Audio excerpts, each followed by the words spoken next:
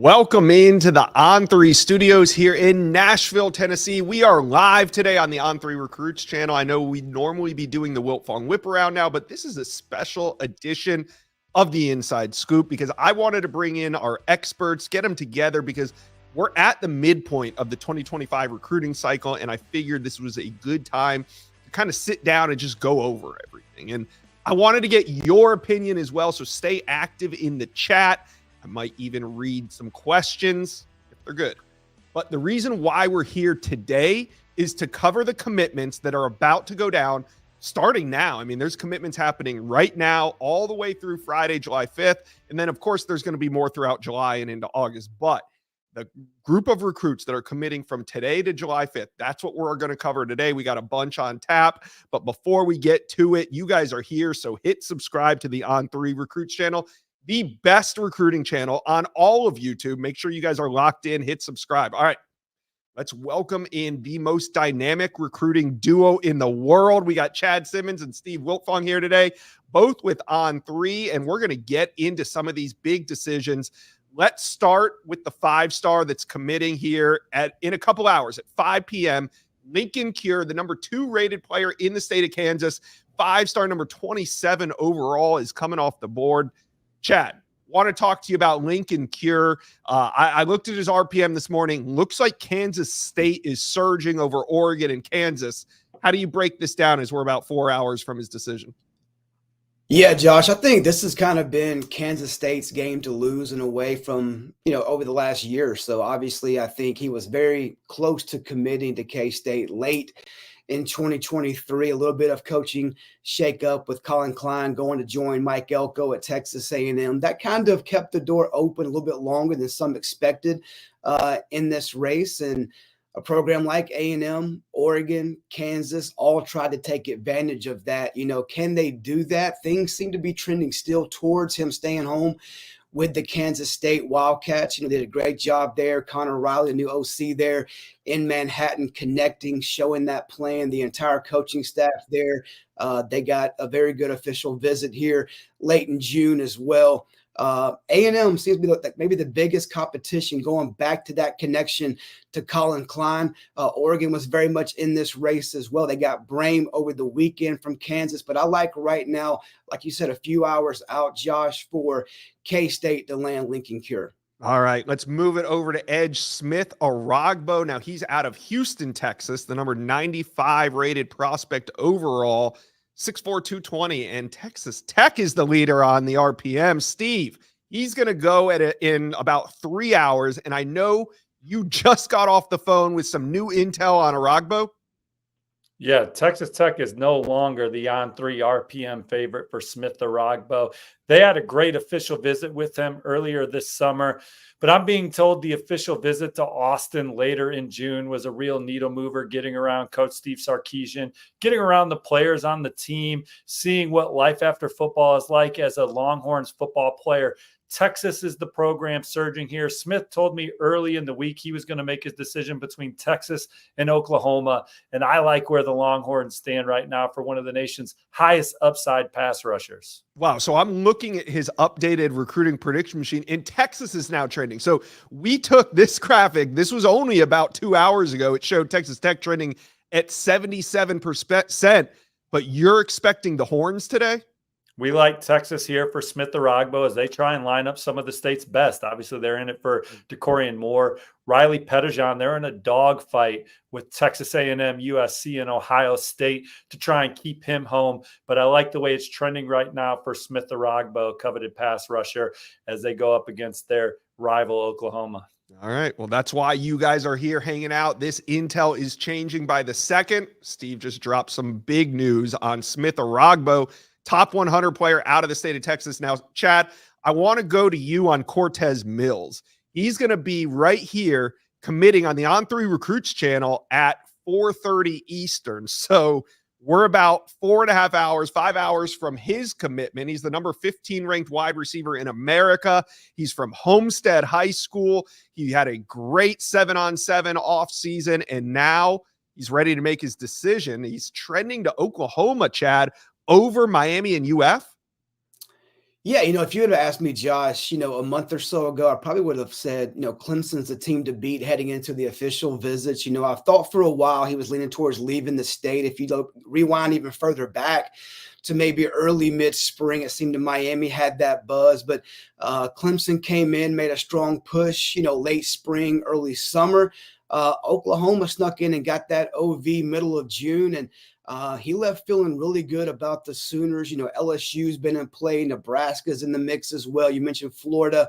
They're also on his list and got a visit as well. But yeah, since that OV to Oklahoma out in Norman, I've liked where Oklahoma set in this race, and nothing that I've heard has changed my mind since then. I think the Sooners have a great chance to add that fifth talented wide receiver in this class later on this afternoon. They got Emmanuel Choice here recently. They have a great stock of playmakers this cycle. Cortez Mills could be next in line. Yep, and he's going to make his decision right here at the On3 Recruits channel. All right, Steve, going to you. Let's go all the way out west, all the way to the state of Washington, where linebacker Zadarius Rainey-Sale, he's going to make his decision this evening. He's a top 150 overall prospect. It's going to come down to Washington, UCLA, and Florida State. One of these teams, Steve, is not like the other. Yeah, I think that Florida State, there's been some confidence around Tallahassee that they have a good shot to land Rainey-Sale. They have led at various points in this process, but talking to a source close to Rainey-Sale on Sunday evening, he still believed that he would ultimately stay home and choose the Huskies. A lot of excitement around Coach Jed Fish and that new coaching staff as they replaced Kalen DeBoer and company and try and keep it rolling. They've done a good job of stepping right in with a seamless transition and recruiting Rainey-Sale. So I think right now, as I talk to you guys today, I'm still leaning Washington, but there are some people that spent time with him on his latest visit to Florida State that feel good about the Seminoles' chances as well. Yeah, the Noles are red hot in June, so we'll see if they can go to the West Coast and pick up Zadarius Rainey-Sale. Steve, let's stay here and let's go to the other side of the country. Gavin Nix at IMG Academy, number 153 overall. He's going to make his announcement this evening. I believe it's about 7 or 8 p.m., and he's trending in Miami's direction over in-state rivals UF and FSU. Yeah, Miami could be one of the teams that really starts off the month of July very hot with some of the targets that they're in on right now. And Gavin Nix could be the guy that really gets it rolling here first, committing tonight. Took his official visits to Oregon, Miami, and Florida State. And I just think Miami has out-recruited these other programs, not just from a football standpoint, not just Coach Derek Nicholson, one of the most energetic recruiters in the country, who's built a great rapport with him. But anytime Gavin Nix has gone to campus and talked about, hey, I potentially want to get into sports broadcasting, or I want to be in some kind of agriculture, or I want to be in some kind of real estate, they find Miami grads that are very much willing to pour into Gavin and give him some insight on why Miami was a great place for them and why it could be fruitful for him after he graduates. He likes the trajectory of the program, spent a lot of time with Coach Cristobal. And I think he also likes, anytime he visits Miami, is there a program in the country, guys, where their former players come back and just are there so often? And maybe it's because they've obviously recruit from the hometown area. But when he goes on campus, he just sees Miami legend after Miami legend. And those guys spend quality time with recruits. It's not just a, hey, how are you? Let's take a picture. But they love talking about their experience at Miami. They want to see Miami get back to the top of the mountain. Gavin Nix is the kind of player that could really help this Miami program get there, because I've seen him play. I've been around him a couple of times. In addition to being a hard-hitting, instinctive linebacker, he is a great leader. He's the type of locker room guy that lifts people up around him. He would be a major pickup for Miami. I think he's going to end up at Miami. We got Miami trending for Hilton Stubbs. We got them trending for the offensive lineman SJ out of Bishop Gorman. I'm just going to not try and pronounce his Polynesian last name, but like Miami there. And so Hurricanes looking to get hot here, push into the top 10, and then take some big swings on some other targets as the month continues. But yeah, like Miami for Gavin Nix. Yeah, you got teams that are hot. You got teams that are getting hot. You got teams that need to get hot. I think Miami fits in that middle area where they are getting hot. All right. Speaking of the middle, Chad broke the news on that name in the middle there. Yeah. Chad, let's talk Hardy Watts. We started the show. He was uncommitted. The show's going, and he is now committed. Tell us where he's going. Yeah, big win for Wisconsin. I think Steve and I were on the same page. Michigan looked to be in a great spot just a few weeks ago, and they even had the last official visit with Watts, #1 player in Massachusetts, a big-time offensive lineman and a major target for multiple programs. Came down to Wisconsin, Michigan, and Clemson, and I just think he felt the culture at Wisconsin and Madison just fit him. He talked about the blue-collar work ethic, the mentality under A.J. Blazik, the offensive line coach there at Wisconsin, and the connection not only with the staff, with Blazik and Fickle and those guys, but also the players. I think that OV back on the weekend of June 7th was so critical in this win for Wisconsin because of how he bonded with the players, how he connected with those guys, the same mindset, mentality, how they want to go to work every day, how they care about each other. That visit was big and quietly kind of set the tone where they had the momentum going into that Michigan OV. Michigan could not overcome that, and he committed to Wisconsin today. Wisconsin, top 25 class last year, highlighted by some big offensive linemen like Kevin Haywood. Top 25 class this year with Logan Powell also in the mix. Luke Fickell building it up like Wisconsin historically did under Barry Alvarez and company here. And so I like the trajectory of this program and the way they're recruiting. And Hardy Watts shows their chops on the trail to beat the Maize and Blue and beat Clemson and programs like that for one of the nation's most coveted offensive linemen. Yeah, and Luke Fickell wasting no time hitting the ground running at Wisconsin. They almost have a full class already, and we're about the halfway point. So shout out Wisconsin for making some news while we're taping live. That's awesome. All right, Charles Bass. He's the last prospect that we want to talk about that is committing today. Steve, he's out of St. Louis, Missouri. He's the 4-star. He's number 367 overall. Can Mizzou keep him home? Yeah, I think so. They're the program trending right now. Mizzou is super hot on the trail, man. They got the nation's number 18 recruiting class right now. Charles Bass out of Powerhouse East St. Louis. We know the Tigers are always going to be extremely tough to beat for coveted in-state targets. They're also going to be tough to beat for some of these guys that they've hosted for official visits recently, collabing with Chad Simmons. Mizzou's obviously in a really good spot with a couple receivers that visited the last weekend in June that they could host prospects the 21st. Donovan Olagbodi and Javon Boggs are a couple on-3 industry 4-stars that they're in good shape for. They're swinging at major offensive linemen, guys like Lamont Rogers, one of the most coveted players at the point of attack in the country out of the Lone Star State, Missouri, one of the front runners for him as well. But Charles Bass, like Mizzou for them, this is they're on the heels of an 11-win season, right? 11 or 12. They win their bowl game. They finish second in the SEC. New Year's 6 bowl win over Ohio State. Bring back a great roster this year. Missouri's one of the hot teams on the football field, and it's translating to the recruiting trail right now. Charles Bass would be another big recruiting win over programs like Michigan. All right, guys, comment section below. Let me know, where do you think these guys are going today? We got Lincoln Cure, we got Smith Oragbo, Cortez Mills, Zadarius Rainey Sale, Gavin Nix, and Charles Bass all coming off the board in the next couple hours. So let us know, comment section below, where you think they're going. All right, let's take a step back. Let's slow this down. Let's look at the top 10 and where things stand before we get into more commitments coming up soon. The Buckeyes, they're leading the charge. They are number 1. LSU had it for a couple months, but it's been Ohio State more recently. Bama surging. Nobody turned official visits into commitments this summer better than Alabama did. LSU at 3rd, Georgia 4, Oregon in the 5 spot after a big 5-star weekend for them. Notre Dame, who was in the top 3 at one point in the spring, slips to 6, Clemson 7, A&M, Florida State, Oklahoma round out your top 10. Let's look at the top 25 just for context.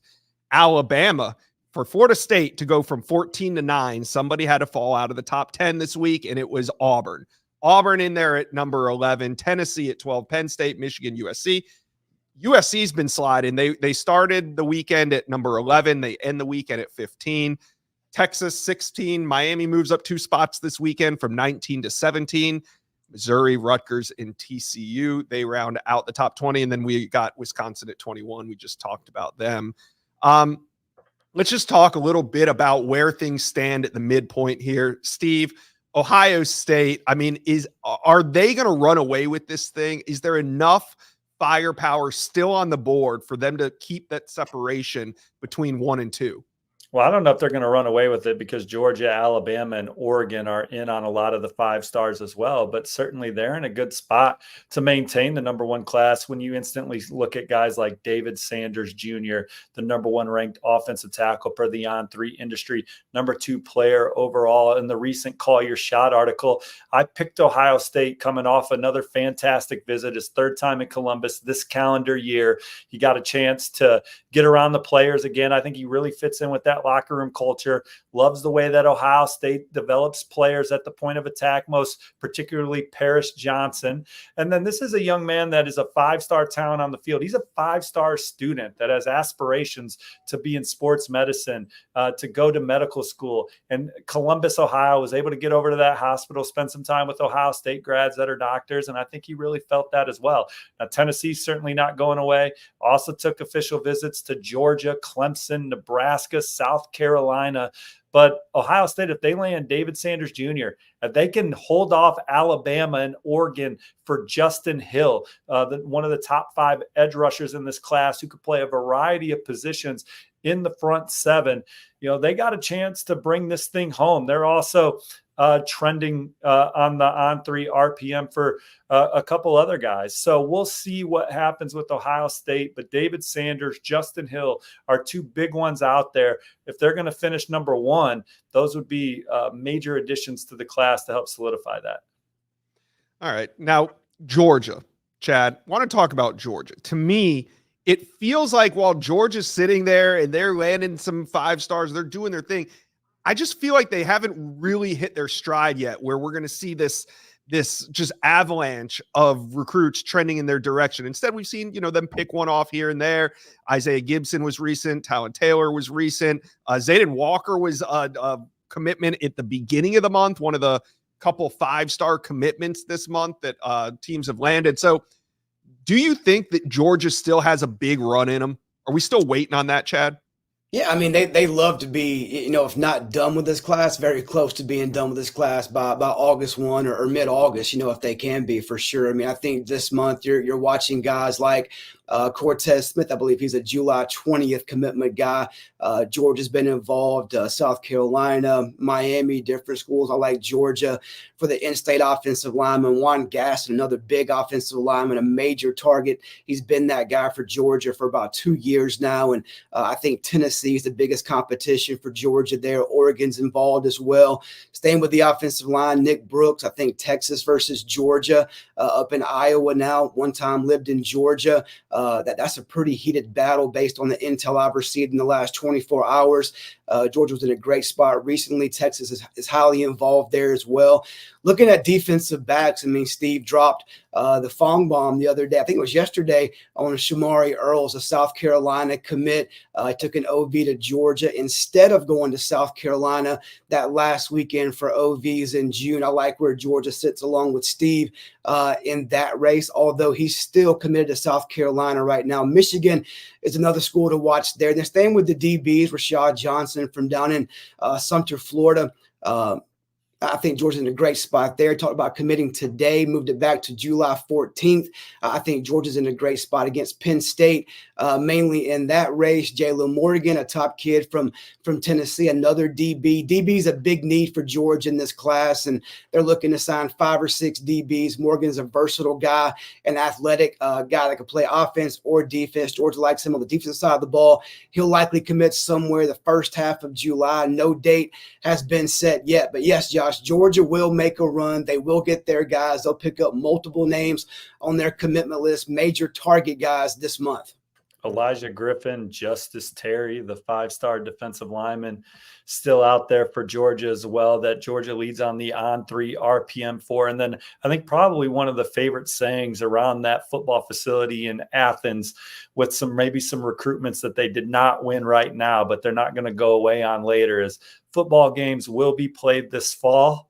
We imagine Georgia will play as well as they typically have in the Kirby Smart era, and they'll try and circle back on some guys that they missed out on right now as the games are played, and they're able to continue to show these prospects why Georgia would be the best fit for them.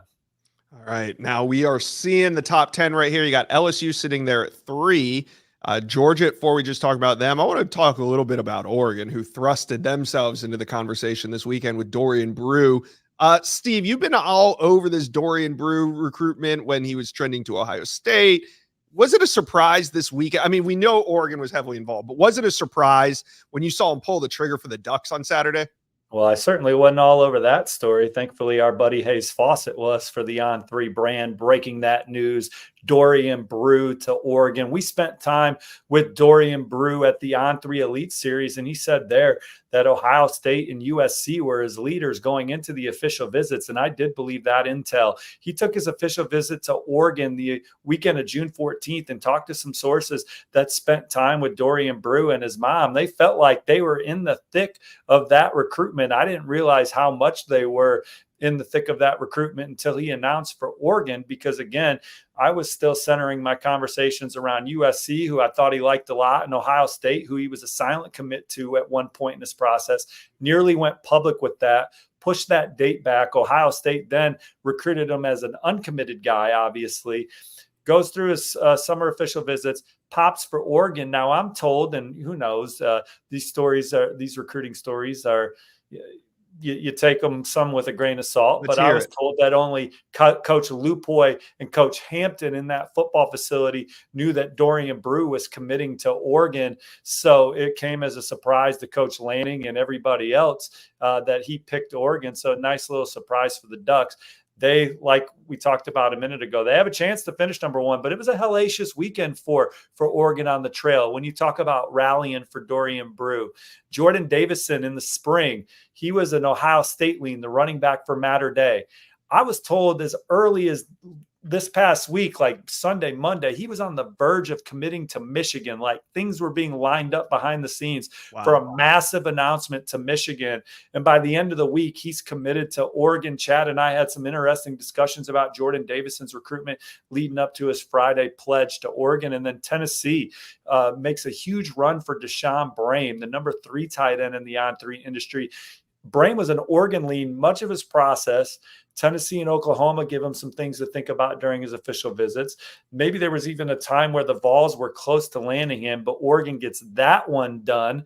And then they flip it for Josiah Sharma on 300 defensive linemen. There was a lot of talk about Alabama and Texas, but when it's time to commit, the bus flips back to Oregon the night before. And then one more, Josh, that Oregon did not lead for going into the end of June is Brandon Finney, an on 300 athlete with a lot of potential in the secondary from McDonough School in Maryland, a place where Penn State, it's kind of been a Penn State farm system in that area. Penn State leads. Finney comes out to Eugene, has a great official visit, and now he's in the Oregon class. So those are 5 guys that have committed to Oregon in less than 2 weeks. They're Ducks, and Oregon may have been trailing for all those guys going into the final weeks. So Dan Lanning is right now the Mariano Rivera of college football with the way the Ducks are closing these recruitments here heading into the heart of summer. Yeah, really flipping the script on some of these recruitments as well. So when we talk about teams that are hot, we talk about the Ducks. We talk about Georgia. We talk about Alabama. We certainly talk about Ohio State. Then we talk about teams that are getting hot. So if we can bring up the top 10 again, I want to talk about maybe a couple teams that are surging right now. And I'm talking, well, Oklahoma, Florida State, Texas A&M. I would put those 3 teams in the getting hot phase of recruiting right now. I want to talk a little Florida State with you, Chad.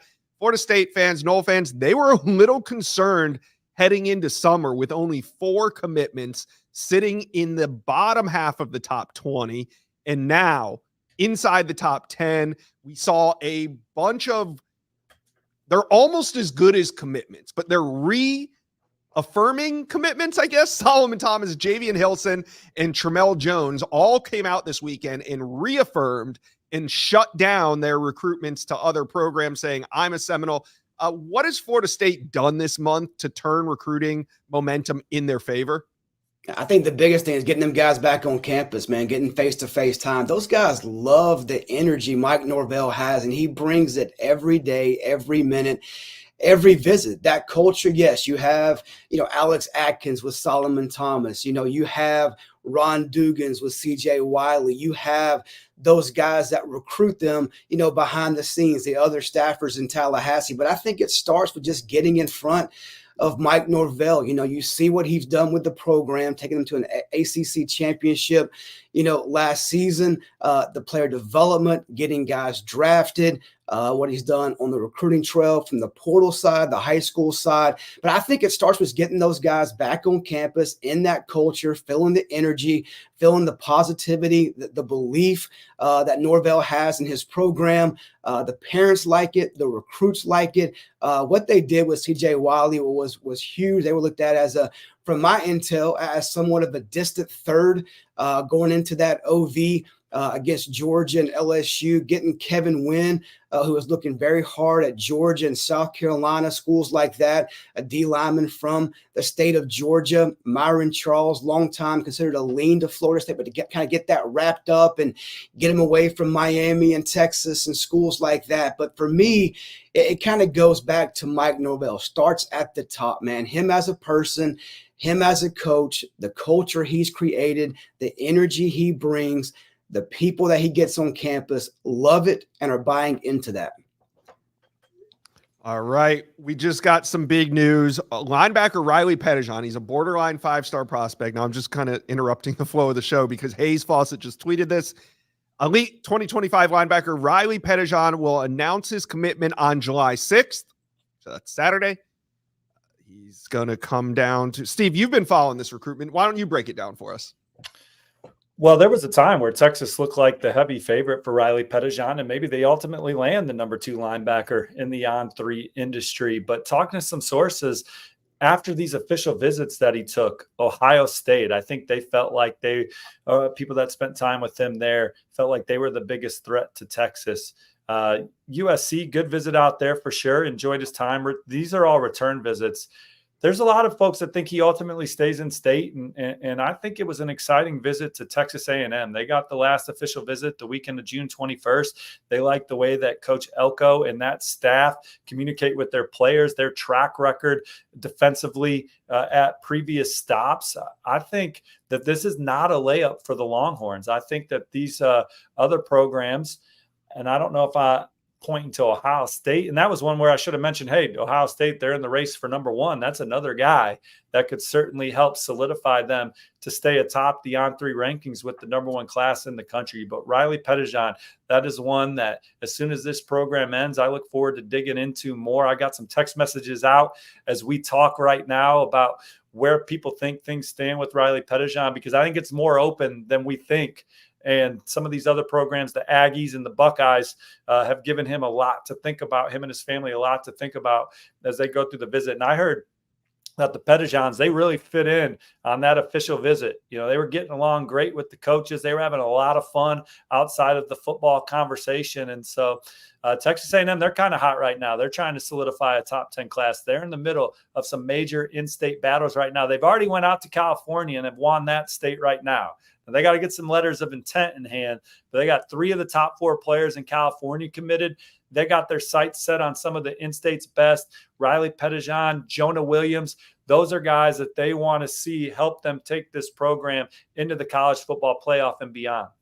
All right. Show is going awesome. How cool was this? I got Steve Wiltfong and Chad Simmons dropping live intel as decisions. News is just happening. This is fun. Make sure you guys subscribe. Make sure you hit like. Make sure you share it with a friend. Tell your parents. I don't know, but we have more to cover. Let's bring up the top 20. So I was talking about teams that are hot. This is the top 10. Here you see the teams that are hot, teams that are getting hot, and teams that need to get hot. So looking at 11 through 20, and I'll start with you, Chad. What's a team or two on this list that you feel is in the getting hot phase of their recruiting?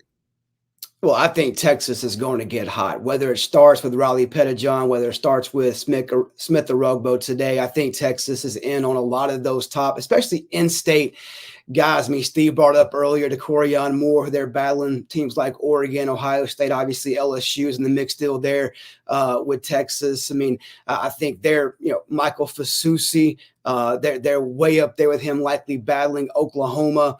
right now. Khalid Lockett, maybe against Alabama, maybe a little bit of LSU in there for that wide receiver. We'll find out on Pettijohn now in just a few days. But I think Texas for sure. You talk about Jamie French, an out-of-state guy that Texas probably is in a very good spot with, heading into, I think, August 30th decision here in about almost a little bit less than 2 months away from that. So I think Texas is going to get hot.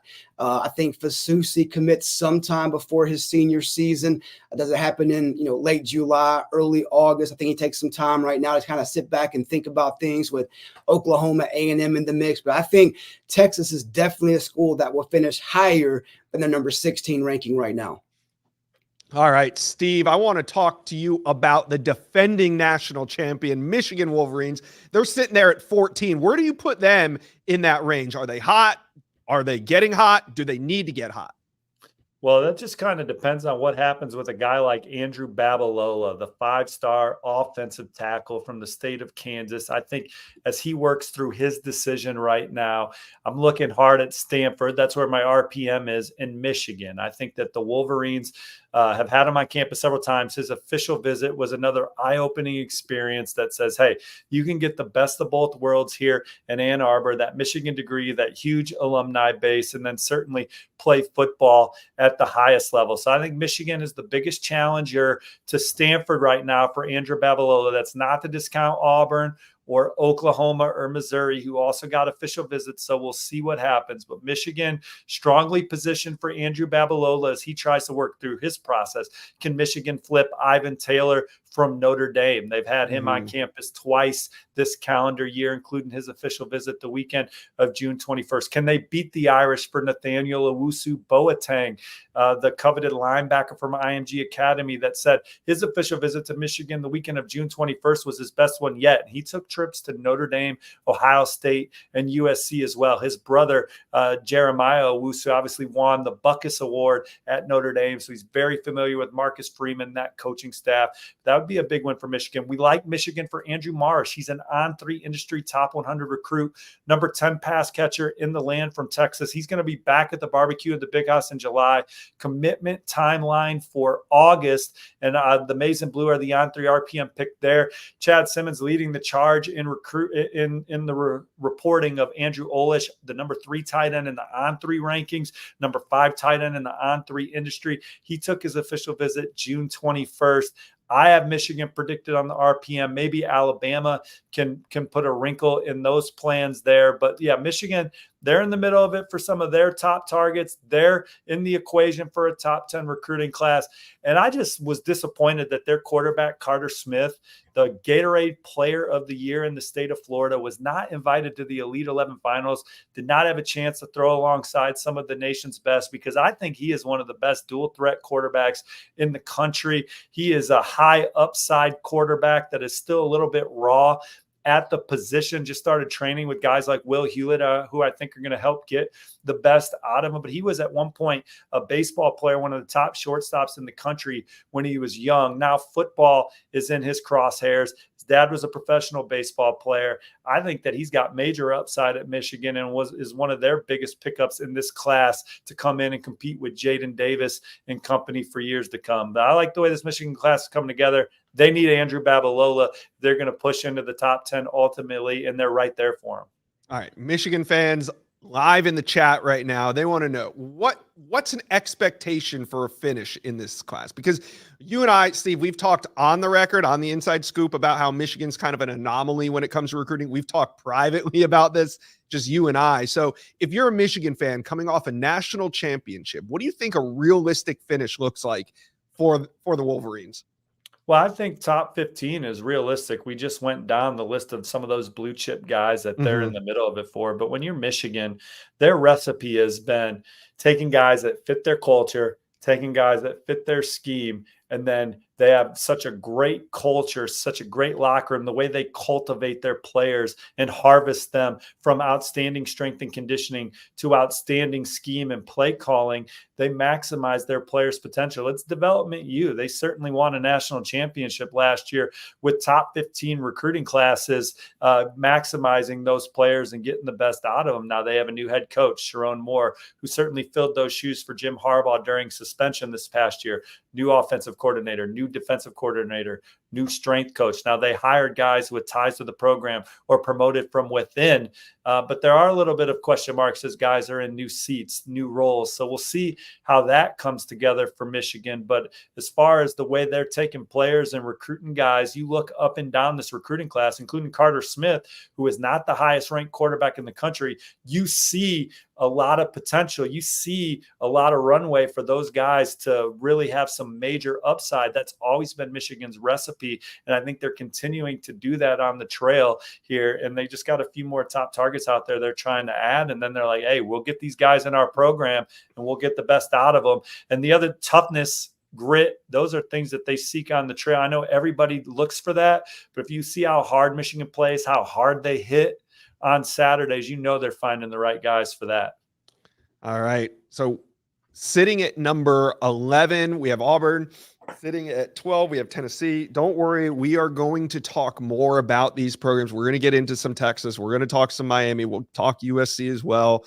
But right now, we need to take a look at who's going to be making a decision tomorrow. Tomorrow through the 5th, there's going to be a lot of decisions going down. You got Tavian Wallace, Marco Jones, Javian Campbell, Justin Hill. We'll talk about those guys right now. That'll be Tuesday and Wednesday decisions. Let's start with Tavian Wallace out of South Georgia. Chad, he's one of the top available linebackers on the board, and this is a battle between 3 teams. Break it down for us. Yeah, you have to start with Florida State, Josh. They've been setting the pace in this race for really since this time a year ago. He liked Florida State last summer, last spring. Has been to Tallahassee numerous times. Again, Mike Norvell starts there. That culture, his connection with Randy Shannon, the chance to see the field and compete, for early playing time, obviously stand out to Tavion. He's an athletic guy, a 3-down linebacker, in my opinion. That guy can rush the passer, a guy can drop and play in space. He can cover when needed, and still room to grow and develop, physically as well. So obviously Florida State is battling Florida, which is actually his childhood favorite school. His family liked that school as well. Fairly close to home, straight down 75 to Gainesville from South Georgia. And then you have the in-state school, University of Georgia. I think Georgia right now, 24 hours or so out from that decision, is Florida State's biggest competition. There's still communication going on, from what I've been told, with Florida State, and Georgia. I think Florida State still has the edge right now. I don't think any school has been told a definitive yes or no at the time we're shooting this and recording this right now. But I do like where Florida State sits for multiple reasons, going back to just the relationships there, his feel on campus, and the opportunity to play. And then you have Georgia, an in-state program, a major challenger for Florida State because of their linebacker room, that development under Coach Schumann. And you can't sleep on Florida, that school that he grew up cheering for. So I think it's a 3-team race, but Georgia's the number 1 competition based on what I'm hearing right now to Florida State. Yeah, there's not a lot of recruitments where we go into decision day not knowing exactly who it's going to be. Tavian Wallace is one of them, so it could be FSU, UF, UGA. You guys in the comment section, let us know where you think Tavian Wallace is going to go. Now, Steve, let's go out to Danville, California, where Marco Jones is set to make his decision tomorrow. He's a 4-star edge, number 151 overall. This one coming down between A&M, USC, Oregon. What's the latest intel on Marco Jones 24 hours out? Yeah, Michigan, Texas, some other programs that were involved for Marco Jones. But I like the way it's shaping up for Texas A&M. Again, Mike Elko, that first-year staff working on a top 10 recruiting class. They've gotten Marco to campus several times, and I think that they are the program trending. He's also a baseball target, one of the best pure hitters in this 2025 class as well. So he's going to have an opportunity to do both in College Station or wherever he decides. And I like the way it's setting up for Texas A&M right now, as they are in great shape for one of their most coveted targets in this class. All right. And then we got defensive lineman Javian Campbell. He'll come off the board tomorrow as well. He's trending to Kentucky. He's from Frankfort, Kentucky. So I think that's one they can keep home. But the big one of the week might be edge Justin Hill, the number 6 rated edge in the country. He's just outside 5-star status at 48 overall. He's from Cincinnati, Ohio. Let's bring in the 3 box because I want Chad and Steve's opinion on this one. We got Ohio State, we got Bama, we got USC, we got Oregon. Let's go, Chad. You first on Justin Hill. What do you think this is going to go? Where do you think this is going to go? I don't think a decision has been made yet. I mean, obviously, Steve and I have some same sources and some different sources here, and we hear some things differently and some the same. I think right now, this has been back and forth, the last couple of months between Alabama and Ohio State. You can't sleep on Oregon in this race. He had a great official visit out to Eugene. But I still lean towards Alabama versus Ohio State, battling late for Justin Hill. Obviously, you have to start, for me, doing this for 20 years. When it comes down to a decision like this and it's so late in the process and you don't know which way he's going to go, I tend to lean more towards the home state program. He's been there so many times to Columbus. He's so close with Laurinaitis, Knowles, Larry Johnson, Ryan Day. They've done all they can to make him feel like you're a top priority for us in Columbus. He sees the opportunities life after football if he stays in state with an in-state program like Ohio State, where they can set him up for life when football comes to an end. He sees opportunities there on both sides. So I like where Ohio State's at. They have to show him and really prove to him they have a role at that jack position that he can play, he can fit into, and show his versatility. That's what Alabama has. They've had guys that have had success at that position. They can show him in the scheme, hey, you can be like this. You can do this in our system. You can fit this role. Knowles hasn't had that guy at Ohio State yet. He had that guy at Oklahoma State. He hasn't had that guy at Ohio State. So that's been the biggest hurdle in this race based on my intel from to get Justin Hill in the end. If they can convince him that he can be that guy and they have this role for him to succeed, I think he ends up at Ohio State. But this race is pretty tight late between Alabama and, again, don't sleep on Oregon. Yeah. And coming Steve, into the official visits, I probably would have gave the inch or two to Alabama. Then Ohio State got the first official visit the weekend of May 31st. And I think I would have gave the inch or two to Ohio State. Alabama obviously got him back for an official visit after that. He's been out to Oregon a couple times this calendar year. USC rounds out the top 4. I'm with Chad. I probably look, recruiting's a game of inches. I would hedge Ohio State right now, but we're not sleeping on Alabama. And I think the Crimson Tide, if he picked the Crimson Tide, it would make some people in his immediate family very happy. Even though he's in Ohio and he grew up a Buckeyes fan, some of his closest loved ones are Bama fans. And Justin Hill, when he's been on Alabama's campus, when Nick Saban's staff was recruiting him and Kalen DeBoer's staff, he just feels at peace. He just likes the atmosphere in Tuscaloosa, likes being on campus. The young man has described the trees on Alabama's campus to me in past interviews. So that's how detail-oriented he is on just how comfortable he feels at Alabama. I know Christian Robinson and him have built a really good rapport. With Ohio State, as Chad touched on, the opportunity to be coached by several guys, James Laurinaitis and Larry Johnson, because of the versatility he brings to the defense. He talked about Laurinaitis being a former Ohio State player, former Ohio State captain, and then NFL player, and then Larry Johnson being a legend. He would love to be coached by both those guys, and then Coach Jim Knowles and the potential that he has in that scheme. And when you talk about the potential he has in that scheme, one of the reasons why Oregon is in the mix is because on his Oregon visit, he sat down with Dan Lanning and they watched a bunch of film of guys that Dan coached at Georgia and then certainly at Oregon. And he's showing them all the ways on film of how he envisions using him. Guys like Quay Walker, very exciting for him. And this is one of the most versatile front 7 players in the country. You could play him at Mike. You could play him on the outside, on the edge, standing up. Maybe you could put him in the 3-point formation and play him on the edge with his hand down. So be a major pickup. Ohio State needs him to stay number 1, in my opinion, long term. And Alabama, if they want to finish number 1, this is one of their most coveted targets as well. Yeah, as hot as Alabama has been, I just can't count him out. Let's move to Hilton Stubbs. Really intriguing name here. He just decommitted from USC less than a week ago. He completed the trifecta of decommits from the South. You had Justice Terry, you had Isaiah Gibson, and eventually Hilton Stubbs also People are trying for one more there, Josh. You called it a trifecta, but people are trying for one more. Who's the fourth? Julian Lewis. Well, of course. Right. So it could be a quadfecta here in a little bit, but right now it's just a trifecta of decommitments. Now, Chad, Hilton Stubbs is from Jacksonville, Florida. Is this an in-state battle?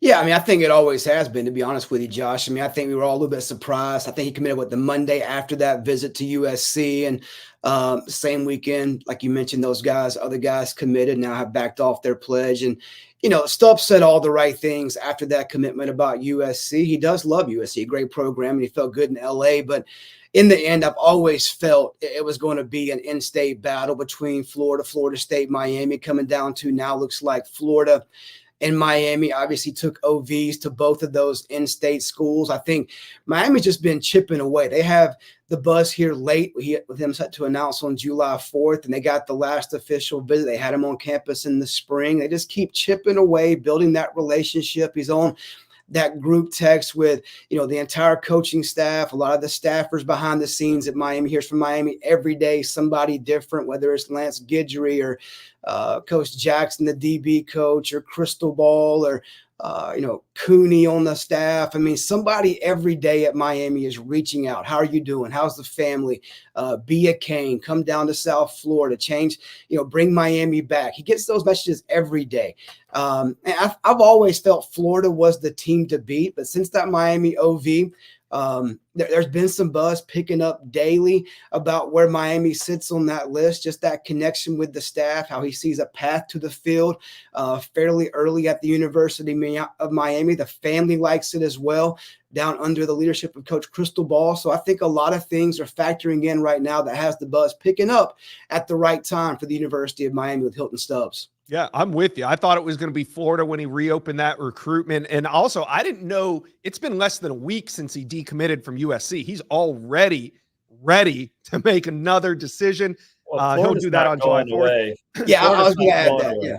And yeah, the Gators, even though we like Miami right now, going into that decision, I think people around Gainesville will tell you, hey, Miami is the leader right now for Hilton Drake Stubbs. He's had 2 really good visits to Miami since he committed to USC. One in April, and then again for his official visit.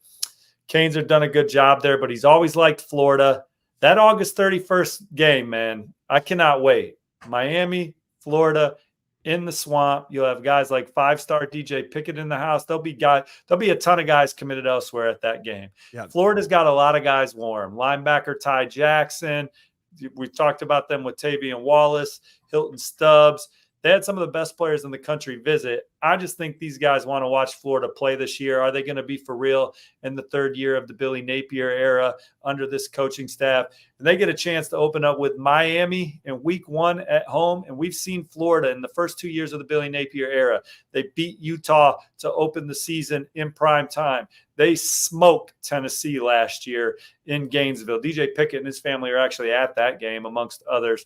You're going to have a humongous recruit section for Florida versus Miami. And that is an opportunity for Florida to make a statement, or that is an opportunity for Miami to springboard in year 3 of the Mario Cristobal era. And that game might settle a recruitment or 2 when all said and done come December's early signing period. Just to add one right there, Vernell Brown, I bet he's there in that swamp too on August 31st. A Florida legacy, a guy there in a good spot. Both Steve and I on the same page there about Florida being that team to beat right now for Vernell Brown.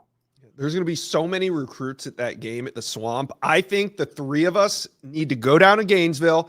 We need to do a live recruiting show from the sideline, under the lights, in the Swamp. I just want to go to the game, so I'm just trying to get it paid for. Put the inside scoop set in like one of them little U-Hauls. Have Grant Freckering get that thing on the interior wallpapered with the On3 logo so people can see that thing coming down the road. Coming from Tennessee to Florida on the highway, the On3 decoration on the side of a U-Haul. And yeah, we don't get the Madden Cruiser. We get like a Penske truck and we're all just in the back of it in lawn chairs. That works. That's gonna be fun, man. Let's do it. All right. We can do all kinds of things, man. We can get Deuce down there. Here, you rent the U-Haul, drive it down from Indy, pick me up in Nashville. We'll pick Chad up in Atlanta, and we'll head down to Gainesville. You got it. In the U-Haul. All right. More decisions on July 4th. So Hilton Stubbs, if he ends up at Miami, that goes with what we just said about Miami. They are a program that is getting hot. Now, Florida State, they're another program that is getting hot, and I expect them to pick up another commitment tomorrow. Interior offensive lineman Peyton Joseph, after he decommitted from Florida about 5 or 6 weeks ago, looks like he's trending heavily to Florida State. I expect Peyton Joseph to go FSU's way tomorrow. Now, let's talk about wide receiver Javen Boggs. He's out of Cocoa, Florida, number 216 overall. And Steve, this is an in-state battle, but also you got Missouri looming. And I think Mizzou's been a major presence in this recruitment. He was at one point committed to Ohio State, and at that point was building a relationship with Matt Zollers, who hadn't even committed to Mizzou yet, over Georgia. So there's been some things working behind the scenes in this recruitment for Javon Boggs. Missouri's done a really there. Sorry, guys, getting a little ad there, but Javon Boggs has always been high on Mizzou, and I think Mizzou's recruiting at a high level right now. Yeah. Their infrastructure is allowing them to recruit at a high level right now. Their infrastructure is as good as anybody's in college football right now, in my opinion. And the guys that they've targeted in and have a vested interest in, they're certainly right there with the chance to close them. And I have Javon Boggs on that list as well. All right, Steve, want to stay there. Let's stay with you. Now, defensive lineman Zion Williams, he's out of Lufkin, Texas. He's trending heavily to LSU. We expect that to go down tomorrow. But then there's a huge commitment. There's a couple huge commitments on the 5th. We got Jadon Blair, one of the top uncommitted safeties in America, out of North Carolina. He's top 100. Now, Jadon Blair has said for a little bit now he's narrowing this down, and he is now ready to decide. How do you break this one down for us? I like where Notre Dame stands for Jadon Blair going into his July 5th announcement. From Marcus Freeman to Coach Mickens to Coach Al Golden to Chad Bowden, I think those 4 guys have built a phenomenal relationship with Jadon and his family. This is they're college football diehards at heart. Jawarren Blair's dad played at East Carolina. But when they're looking at a college football decision, they want a place that has a lot of tradition, a lot of pageantry. I think they feel that at Notre Dame, from the band to the fan bases to the Golden Dome to Touchdown Jesus. I think those are all cool elements and intricacies in this recruitment that has also helped Notre Dame. But Coach Al Golden and his defense, Coach Marcus Freeman, and the amount of time he spent in this recruitment, and then what Notre Dame offers off the field globally, has really spoke to Jadon Blair and his family. Now, Michigan, Penn State, Florida State, some of the other contenders here right now. But just a few days out, I like Notre Dame there. And then you asked me about Damian Shanklin, top on 300 recruit from Indianapolis, Warren Central, going to also announce his college decision on July 5th. LSU, a spring visit for the Tiger spring game, really moved the needle, getting a chance to spend time with the commits, the guys already in the class like Bryce Underwood and Harlem Berry was exciting. That carried over to his official visit. Bo Davis, defensive line coach, his track record, his energy, he thinks that could pull the best out of him. But Alabama and Ohio State, they're lurking. They're right there for Damian Shanklin as well. So LSU, they've had to hang on tight here as they try and hold off Alabama and Ohio State, and we'll see if they're able to do that in a few days. All right, Steve. So when I look at all the impending recruitments coming down, is Justin Hill and Damian Shanklin probably up in the air the most out of all of these recruitments that we're looking at? If you're talking about these recruitments that are coming up here in the next couple of days. Yeah, just today through the 5th. Yeah, Riley Pettijohn, I'm very interested in seeing how that one plays out now that Hayes Fawcett breaks the news of him announcing his college decision later this week. Julian Lewis is just someone I'm always going to be intrigued by till he makes his announcement or his declaration on if he's sticking with USC or if he's going to flip to Colorado or Auburn, because there are folks around Colorado and folks around Auburn that think that they are very well positioned for Julian Lewis here too. At this point in the process, Indiana, the 4th program in the mix. But Zion Williams, you see there on the edit, like LSU there, Jadon Blair, like Notre Dame there, Damian Shanklin, LSU led coming into the official visits, but Alabama and Ohio State have given him a lot to think about. All right. So in an hour, we have covered all the commitments that are happening today. We've covered all the commitments that'll happen between today and Friday, well, including Riley Pettijohn, who will be Saturday. So here's a look at the top 10 rankings. Ohio State, Alabama, LSU, Georgia, Oregon. Those are your top 5. Notre Dame and Clemson kind of sliding, while A&M, Florida State, and Oklahoma are just getting hot. Let's take a look at June winners. The winners of the month of June. Now we haven't really talked a whole lot of Alabama. Let's go to Chad Simmons on this. Chad, I kind of mentioned Alabama at the top when I said nobody in the country has done a better job of turning official visits into commitments. We saw after every official visit weekend at Alabama in the wake, the 24 to 48 hours after the weekend, we saw commitments, and we didn't see that at every program in America. How was Kalen DeBoer, in your opinion, talking to kids, talking to recruits, talking to coaches, how was Alabama able to come out so hot at the start of Kalen DeBoer's era in Tuscaloosa? Yeah, great job by that staff. I showed the picture right there of Dijon Lee. Keelan Russell, Chuck McDonald. There's so many guys, obviously, that they got on campus. Dawson Merritt recently committed them over Nebraska as well. But I think just that staff connects, does a great job connecting, with these recruits, the parents, the people that are involved in that inner circle, and just kind of makes them feel comfortable, believe that, look, DeBoer's proof's in the pudding. Everywhere he's been, regardless of what stop has been, he's been successful and very successful. So I think they believe in him as a coach. Obviously, following it like Nick Saban is not an easy task for anyone. But I think the people that he's recruited have connected with him and that staff, whether it be Jamarcus Shepard at receiver, whether it is Coach Mo Lindquist or DB coach or DeBoer, the head coach, or Courtney Morgan off the field. That staff as a whole has done a great job of landing their top targets, and they're far from done. Obviously, Steve and I have recently logged predictions in for guys like 5-star wide receiver Caleb Cunningham, elite running back, also in Mississippi, A.K. Deere. You got 5-star offensive tackle Ty Haywood. So Bama still has a lot of meat on that bone, as they would say, after all the success they had in the month of June. So DeBoer is off to a blazing start this summer, and I think July is only going to get better for those Tide fans.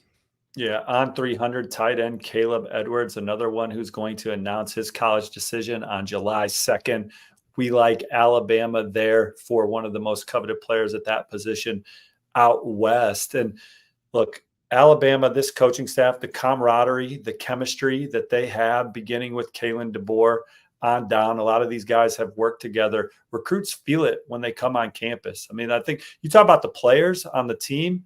I got a chance to spend some time in that football facility this spring. And when you're talking about replacing Nick Saban, I don't care if Kalen DeBoer has only lost 12 games in the history of his career, taking Washington to the national title game. He still had to come in and earn the trust of a very talented roster that just played for the best coach in college football history, perhaps.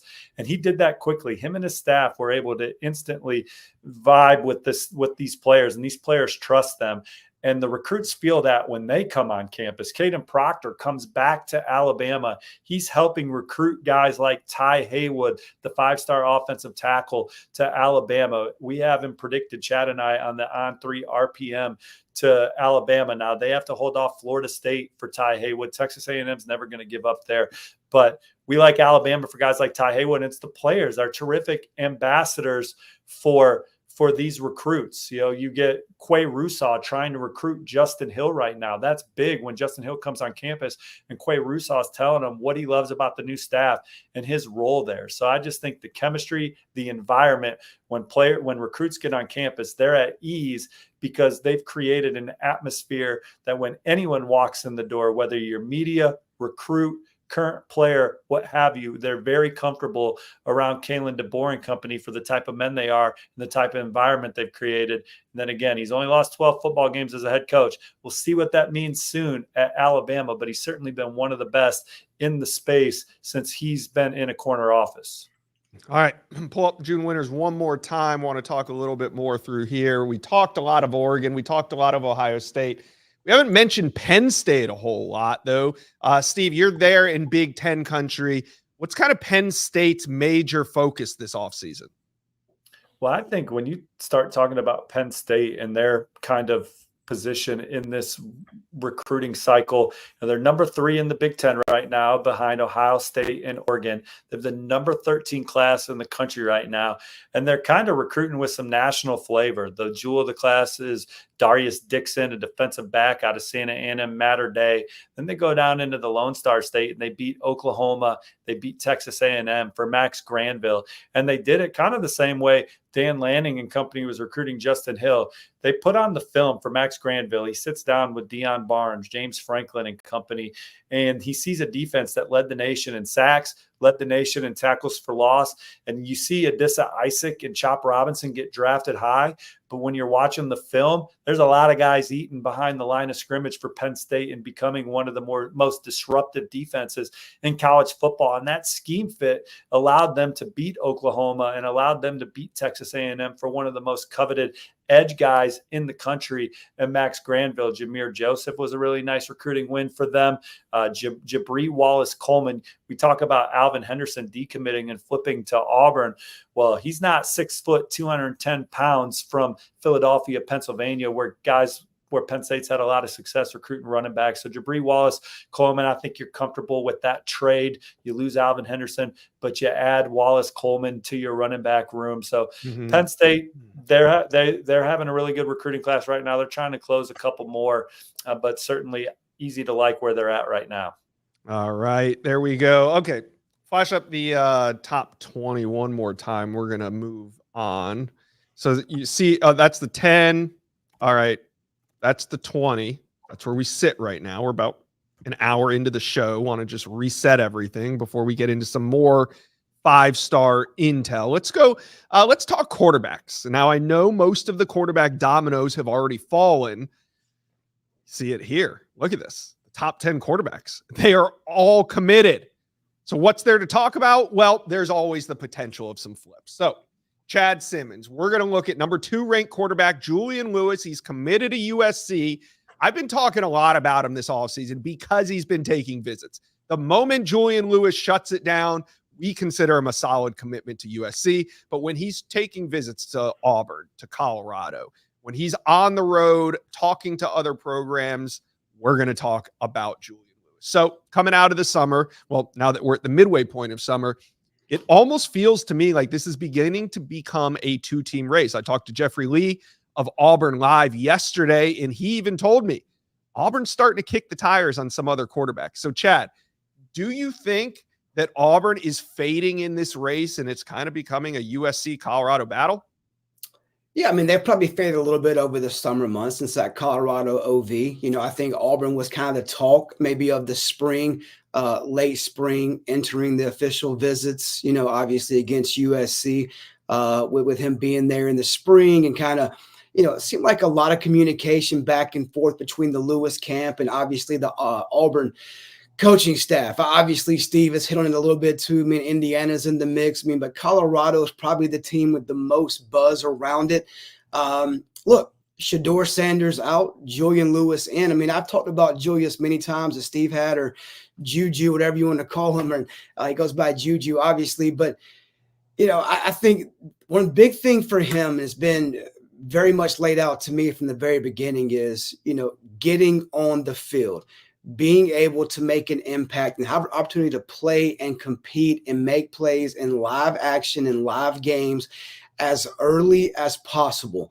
What happens at USC? What's their quarterback room look like after this season? Does Miller Morris go pro? Does he come back for next season? I think that factors in. But by the time that decision is made, signing day is here on December 4th this year, a little bit earlier than usual. So a lot to happen. I don't think this, as Steve has said before, this likely goes into the season now. I think if you would have asked me 4 or 5 months ago, I think he would have had a final decision made by, August 1. But now I think you'll see him pop up, at USC, at Colorado, maybe even Indiana, possibly Auburn during the season for a game. But I think Juju likes being talked about. I don't think his recruitment will be over with until he puts the pen to the paper in December. And I do think Colorado is a legitimate threat. And again, I think you have to watch where the path to the field, where does he see himself playing, this time next year, preparing maybe to start for someone as a true freshman. To me, based on my communication with that group, that is the most important factor in his decision. Steve? Colorado, Coach Shermer, that offense, he's been on the board with Coach Shermer and company. Jordan Seaton is personally trying to help recruit Julian Lewis to Colorado, telling people behind the scenes, hey, I'm losing my quarterback this year in Shadur Sanders. I need my franchise guy to come in behind him. And Julian Lewis, the whole town of Boulder, obviously, rolled out the red carpet for Julian Lewis. The whole town, the whole community was invested. There was a burger named after him that he got a chance to go dine on. So everybody poured in. Deion Sanders doesn't put a lot of time into recruiting many high school guys, but obviously Julian Lewis is someone that he's personally invested in. He's as charismatic as it comes when he is trying to recruit a kid. So I know Julian Lewis and his family have felt that. USC, it'll be interesting, Josh. You pull up that list of top 10 quarterbacks there. Every year, there is eventually going to be some movement amongst the quarterbacks, who stays true, who decommits, and then the dominoes start all over again. So if Julian Lewis were to open back up from USC, you look at Hassan Longstreet there, right? Number 6, committed to Texas A&M. Maybe that's where USC pivots. Lincoln Riley's capable of pivoting anywhere. He loses Brock Vandagriff one year. What's he do? He goes out and pivots to Caleb Williams, lands Caleb Williams. Caleb Williams wins the Heisman Trophy and goes on to be the number 1 pick in the NFL draft. Brock Vandagriff, still a good prospect, now transferred to Kentucky, trying to meet his NFL potential in Lexington. So Lincoln Riley, he could call any of these guys on the list, and you just never know if they would be interested until Lincoln Riley calls, and then all of a sudden they're in the ball game. So, but if I'm Texas A&M, I'm nervous if Julian Lewis opens up, because Hassan Longstreet had a really good junior year. Auburn would have took Hassan Longstreet's commitment, even though they were in the Julian Lewis sweepstakes. So that would have, he is that talented. He was that high on board. So does USC pivot there, or do they go to someone we're not talking about right now? Then you also have Auburn. Julian Lewis isn't the only one they're trying to flip. KJ Lacey, committed to Texas for a long time. It's been a while since I've talked to KJ's dad about it, but they've always seemed extremely solid to Texas. Dia Bell's now committed to Texas. Does that influence KJ one way or the other? So maybe KJ Lacey ends up in the game somewhere. So does that open things up for Texas to recruit another quarterback? And we're just talking hypothetics here on the Inside Scoop right now. But I think there will be some more dominoes to play out in this class. And Julian Lewis and KJ Lacey are the two that I look at that could really get those moving. Yeah, I appreciate you guys as experts, but we also have a group of experts in the comments section. So I want to hear from you guys. Quit fighting with each other for a second and let me know, what do you think on Julian Lewis? Do we ultimately think he sticks? Does he flip? And if he flips, what kind of chaos does that cause in college football recruiting? There's one more name on here that I want to play QB dominoes with, and that's Deuce Knight. We've been watching him sort of all offseason. Steve, you're the Notre Dame guy around here. What do you think of Deuce Knight and his commitment status to Notre Dame after summer visits are over? Has it solidified or has it loosened up a little bit? One of the Notre Dame guys alongside our friends Mike Singer and Kyle Kelly over at Blue Gold Illustrated, I think he sticks with Notre Dame the way I'm reading it right now. He's still having dialogue with other programs like Ole Miss, but he's been to Notre Dame a ton, loves the hiring of Mike Denbrock as the new offensive coordinator and the impact he had in developing Jaden Daniels. Then you had Mike Denbrock and Gino Guidolgi, who worked together at Cincinnati, helped Cincinnati make the college football playoff. Gino was the play caller there, and the development of my man who ended up with the Falcons helped me out, Ritter. So that track record there, and then just Marcus Freeman, that program where Notre Dame's at, the way Notre Dame's recruiting the offensive line. You saw on his official visit getting around guys like Will Black, Owen Strebrig, just seeing how massive those guys are. Matty Augustin, just a little reminder that Notre Dame recruits the offensive line different. He's invested a lot of time in helping recruit this class too. So I think he's going to stick with Notre Dame. Notre Dame's got the number 6 class in the country right now. They're trying to add Jadon Blair to it, trying to add Madden Ferramo to it. Maybe Dylan Robinson, the wideout from out west. They want another dynamic receiver. Certainly Derek Meadows is target numero uno there, top 50 player from Bishop Gorman. I think that's coming down to Alabama and Notre Dame. But Deuce Knight, he's the jewel of the class. He's a guy that he has a different skill set than what's in the room. And since Marcus Freeman and company have taken over at Notre Dame, that was probably the knock on Brian Kelly. And we're talking about picking hair, right? Notre Dame, they were in the national title hunt under Brian Kelly. So splitting hairs, I mean. But quarterback play, I think, was the reason why they weren't able to win those big games on the back end. They just didn't have that guy. Now, Stetson Bennett had an elite defense around him, some elite offensive players. So that Georgia was able to elevate with a guy like Stetson Bennett. Notre Dame didn't have that. So they went as far as they could under Brian Kelly without that terrific talent at quarterback. So they've gone in the portal. They've upgraded with guys like Sam Hartman. They're trying to do that with Riley Leonard. But on the recruiting trail, Minchie was a good flip from Pitt. CJ Carr was a stud pickup from beating Michigan for the legacy recruit. And now Deuce Knight, he's got a different skill set than all those guys because he can be a ferocious runner. He's going to be a massive player. He's got a lot of raw upside, but if it all comes together, we saw at the Elite 11 finals, he has as much in the tank as anyone in this class at the position. And if Coach Gino and Coach Denbrock and those guys are able to get it out of him, Notre Dame has the chance to have a special guy under center, a special dual threat player. Those are the guys that have been the ferocious ones on Saturdays. This could be as pivotal a pickup for Notre Dame as we've seen in a long time if it all comes together. They got to hang on to this guy here, and right now I think they will. All right, let's real easy transition from quarterbacks to wide receivers. Let's take a look at the top 10 wide receivers in the country. Now, a couple of them are committed, but most of these guys are uncommitted here in the top 10. Decorian Moore, Caleb Cunningham, Khaleke Lockett, Jamie French. Those are the names that we talk about all the time on the Inside Scoop, the Wiltfong Whip Around.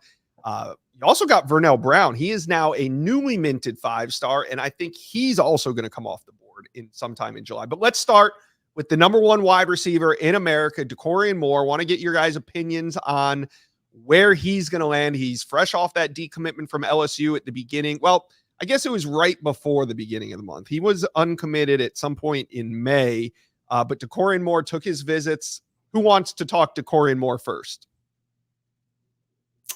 I mean, I'll go first. I mean, obviously, I think Steve and I are a lot in the same camp on this when we talk about him quite a bit. He's a hot topic for us behind the scenes and kind of comparing notes and what we hear and what we know, what we think we know in this recruitment. But I don't think it's an open shut case that he goes to Texas and stays home. Obviously, he's a top target for Texas. He's been there a lot. He knows people there. He feels I guess comfortable about the staff and about the system he could play in at receiver under Coach Sark. And a lot of things obviously are appealing about Texas, but don't rule out those out-of-state schools like Oregon specifically and Ohio State. I think it'll be difficult for LSU to get him back in this class. But Oregon's a team I've heard a lot about with Decorian being a major challenge to the University of Texas, and obviously had a very good official visit there. They laid out their plan for him on the field, off the field. His mom likes the people there. They have a super tight relationship.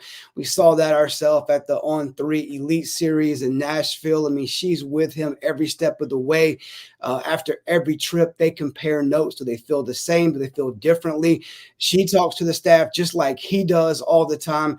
She probably talks to him more than he does based on what she's telling me. So, look, Texas is a very strong contender in this race. I think Oregon is right there with the University of Texas. You can't ever count out Ohio State with Hartline for a wide receiver as well. They're being serious about the Buckeyes and that Decorian Moore camp as well. But I think Oregon is one to watch extremely closely right there with Texas right now here early in July. I could create you a scenario for all 4 schools as well, because I think he has genuine interest. LSU, Jamar Chase was his favorite player, obviously was committed to the Tigers for a long time. went back for his official visit, which thrusted them back into the mix after he decommitted, and they were running number 4 at that point. As I think LSU and the Decorian Moore camp needed to have some more conversations about the value of playing at LSU beyond being on the field and being developed by Cortez Hankton. But I agree with Chad, man. Oregon, when he was committed to LSU, it was always Texas and Oregon as the other programs. Ohio State's been a late starter in this one. They've gotten him to campus a few times. And in addition to Brian Hartline's track record in the offense, and he loved watching Ohio State practice in the spring, the way Ohio State takes care of their players from a mental health standpoint is something that's real attractive to him. But Oregon, he's been to campus. We've lost track. There's been some times where he's been on campus and we haven't even reported it.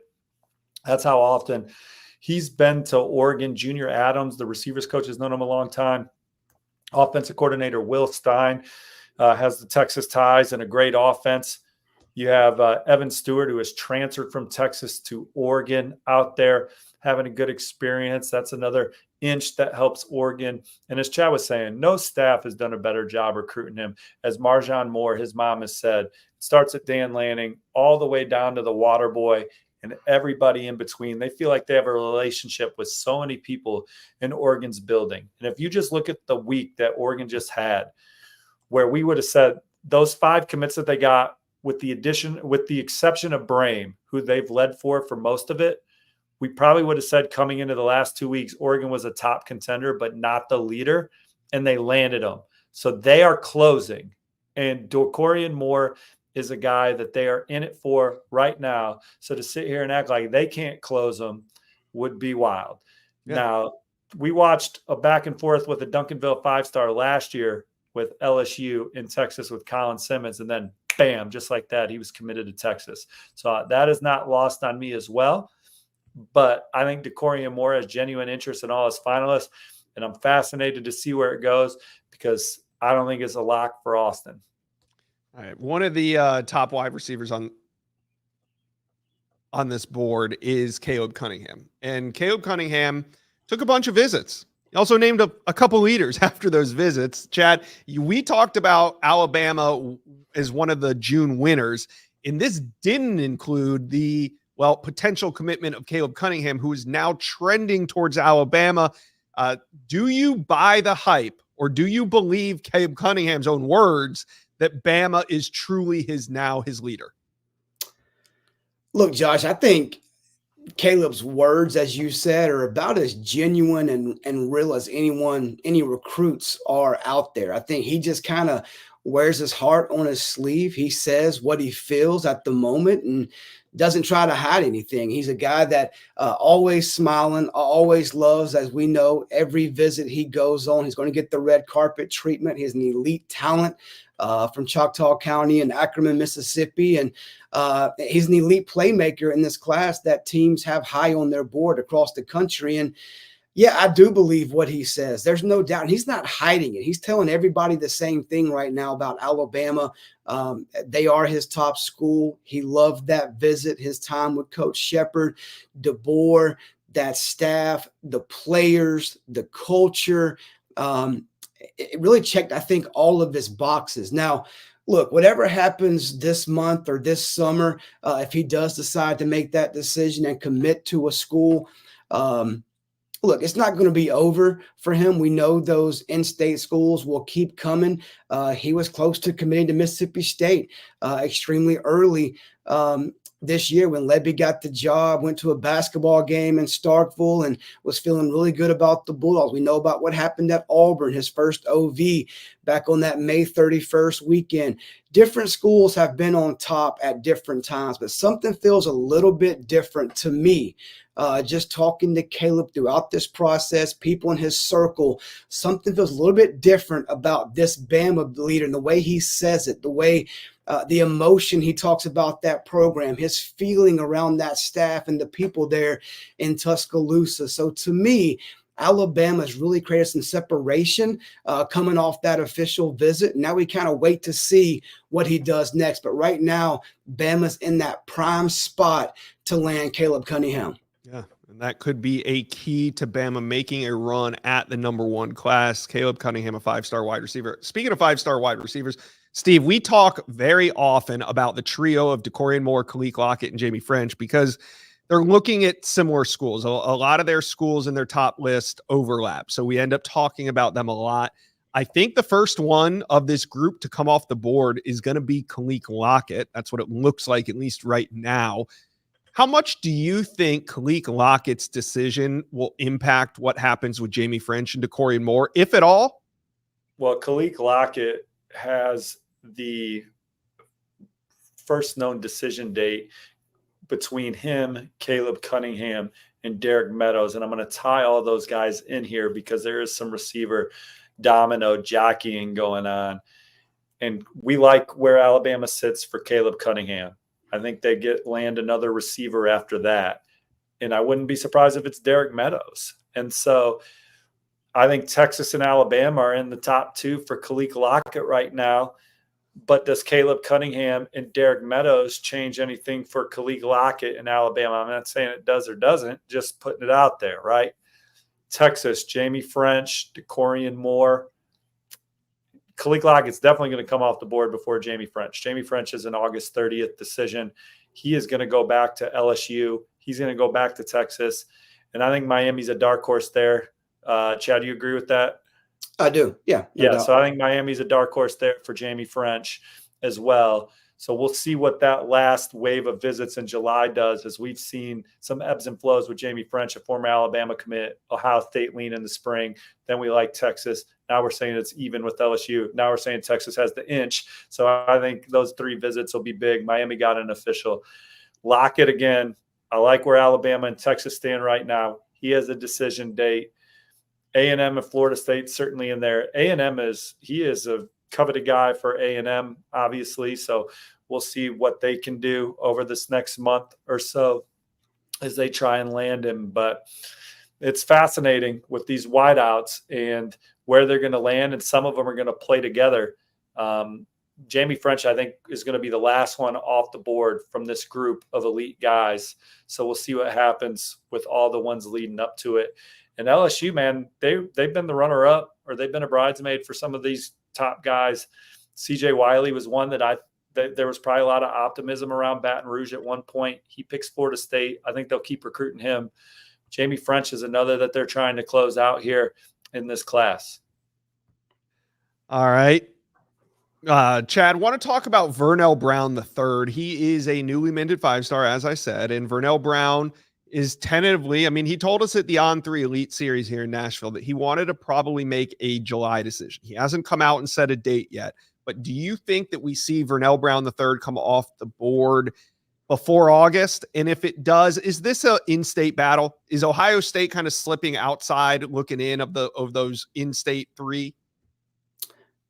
Yes and yes. I would say yes, he comes off the board before August 1st. I think they're still trying to finalize exactly when, what day works best for him and his family. I think they have an idea kind of where they're at with the process, kind of these final few talks with the family, and just making sure, as taking one from Steve, kind of, dotting the I's and crossing the T's, just to kind of make sure they're ready to kind of make that call. And because Vernell's always been a guy, when he commits, he wants to shut it down. He wants to become a face of that program, recruit other guys to that program, go to every home game that he can attend, get to know the people, the environment there, and all of that. So I think he wants to make sure before he locks that date in, that everything's set. I think that's coming soon based on what I hear there. And from Ohio State, obviously going back to the early spring, he was there, left that visit with Jamie French. And there's a lot of buzz around the Buckeyes for both of those guys, 2 Florida talents with the top receivers in the country. I think top 6 guys going off the board you just showed, Josh, in the country. But with Vernell, I think over time after that visit, he just started thinking more and more about where he wanted to be with playing college football. I think it was closer to home, whether that be in Tallahassee at Florida State, right there he has family connections at the Swamp in Gainesville, or down south at the University of Miami. I think Miami showed him a great time on the official visit. I think Florida State's been up there higher on his list than Miami for a longer period of time. And then you have Florida, where I've always kind of said in a funny way that I think he has orange and blue blood running through those veins in his body. But I think it's Florida versus Florida State. Miami can't be ruled out. He had a great time on that OV, but I think that connection with Billy Napier, Billy Gonzalez, the people on that staff, some of the players, he's been there so many times as a fan, numerous times as a recruit. I like Florida's position late, and I think Florida State right now is their biggest competition. Some guys are just destined to go places, and I think there was a time where I liked Ohio State there, but destiny is in this recruitment, in my opinion, for Vernell Brown III. You think he follows the legacy? I do indeed. I'm with Chad there on 3 RPM Gators. All right. Let's talk one more position group, a really intriguing group at the offensive line position. There are a couple major targets still on the board here, and why not start at the top? David Sanders, our number 1 offensive tackle. He is really, is it a 3-team race or a 2-team race? Chad, you want to take this one first? Look, I would say starting to look more like 2. I mean, can you ever, Clemson's been involved, for years. Georgia at one time was viewed as the favorite. Can you 100% say either one of those schools are completely out? Probably not. But there's been, over the last few weeks, seemed to be some separation between Ohio State and Tennessee. I think depending on who you talk to, a little bit more optimism in Columbus or in Knoxville. But I think those are the 2 schools for their own reasons have become the 2 to watch here late in this race. There's been, from the beginning, talk about maybe an August, mid-August, early August decision for David. I've heard maybe potentially now late July not being ruled out, but that hasn't been decided yet. But I think right now, and we'll see if Steve agrees, but it seems like Ohio State versus Tennessee for David Sanders. Certainly agree with that. Those are the 2 that you and I have been feeling for a while, Chad. And again, to your point, and we, in this recruiting business, we always leave the door cracked because we've been surprised before. And Georgia's got a lot to sell for David Sanders, and that's been one of his favorite teams. They've been in it for a long time. There's been times where I thought Georgia led. Now, it's not any time recent, but just giving you some perspective. And then before the process started, he would have just said he was going to Clemson. Then he went through a process. Now, this is a process that began in 8th grade, but he grew up a Clemson fan, and Clemson was having a ton of success. So easy to see why, but there's a lot of factors in this decision for David Sanders. Player development, off-field development. Again, he's got high academic goals. We're talking about a young man that's got basically straight A's year in and year out that wants to major in sports medicine and be an orthopedic surgeon. So who can help him get there off the field, get him started off the field, but also, look, he wants to play in the NFL for a long time. So that's certainly at the forefront of the decision, but they're wise enough to know, like, hey, who also gives us the best opportunity to maximize everything that I have in me. And so I just like the way it's setting up for Ohio State right now. That does not mean I'm sleeping on the Vols or that he's not going to play for the checkered orange. He's loved those game atmospheres at Tennessee. Darnell Wright, seeing him go in the top 10 of the NFL draft under Glenn Ellerbe was huge in this sweepstakes. He's gotten to visit Tennessee and do a day in the life of a Vol football player, 10 class, and he's very comfortable with that as well. So Tennessee's checking a lot of boxes as well. We'll see what happens. We did that call your shot, so I had to put something down on somebody, so I gave an inch to Ohio State, but nothing would surprise me, whether it's Ohio State or Tennessee here at the end. And like Chad said, I think a decision could come this month because they've gone through the process. They went to Tennessee 4 times this year. They went to Ohio State 3 times this year. He went to 865 Live at Tennessee, went to their spring game. So they've seen everything. Yeah. It's to the point now. This recruiting process can eat people up if you keep going back out. I mean, these guys didn't get these jobs by accident. Ryan Day's not the head coach at Ohio State by accident. Heupel, not the head coach at Tennessee, these O-line coaches, they're very persuasive. So if you keep coming out, if you keep talking to the academic people, the deans of these schools, they'll give you a reason to go there. So at some point, if you've been able to take a bunch of visits, you just got to say, look, the visits are over. We got our information. It's time to make our decision. And so I think that's where the Sanders camp is at this point, after being able to have the means to go around and see all these schools so many times. Yeah, maybe and I just didn't call their shot, are so high when What'd it you comes say, to Chad? David Sanders recruitment. Because No, the I said two maybe it's teams- time for the Sanders family to call their own shot. Yep, absolutely. Yeah.